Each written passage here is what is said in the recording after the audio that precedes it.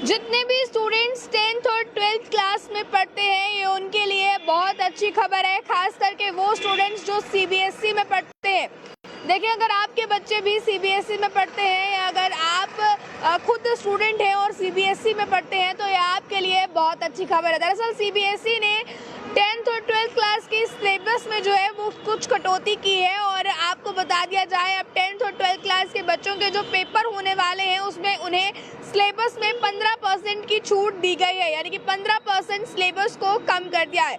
साथ ही साथ इसी पर आपको ये भी बता दें कि सीबीएसई ने ये कहा है कि बच्चों की किताबें रटने वाली आदत को अब कम करने की ज़रूरत है।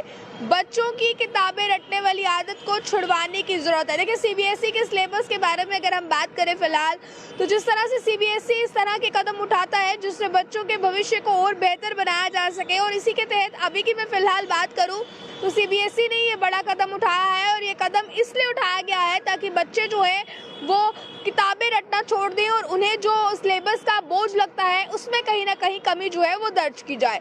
इसी के तहत अभी मैं फिलहाल आपको बता दूं, सीबीएसई ने सिलेबस में कुछ कमी की है और वो कमी जो है वो 15% तक की गई है। और ये क्लास 10th और क्लास जो है 12th के लिए की गई है। इन दो क्लासेस के लिए ये सिलेबस में कमी फिलहाल की गई है।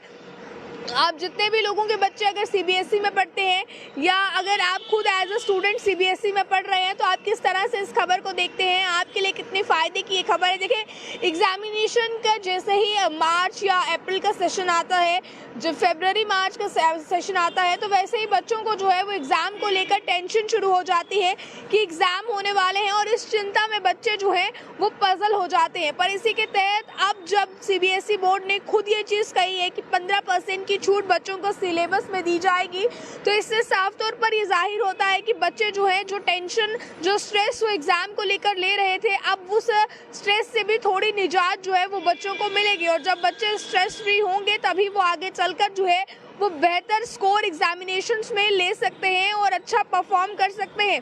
इसी के तहत अभी तक की खबर की मैं बात करूं तो 15% सिलेबस जो है वो कम हुआ है 10th क्लास और 12th क्लास का। हालांकि 9th के बारे में और 11th के बारे में भी कोई भी जानकारी सामने नहीं आई है कि सीबीएसई में 9th और 11th क्लास के बारे में क्या जानकारियां होंगी। पर जितने भी लोग ऐसे बच्चों को जानते हैं, आपके नाउन में अगर कोई ऐसा बच्चा है जो सीबीएसई में पढ़ रहा है और 10th और 12th क्लास में है, तो उस तक इस खबर को ज़रूर पहुंचाइएगा ताकि उन लोगों को पता चल सके कि सिलेबस में जो है वो कमी आई है और सीबीएसई ने खुद इस चीज़ की जानकारी जो है दी है।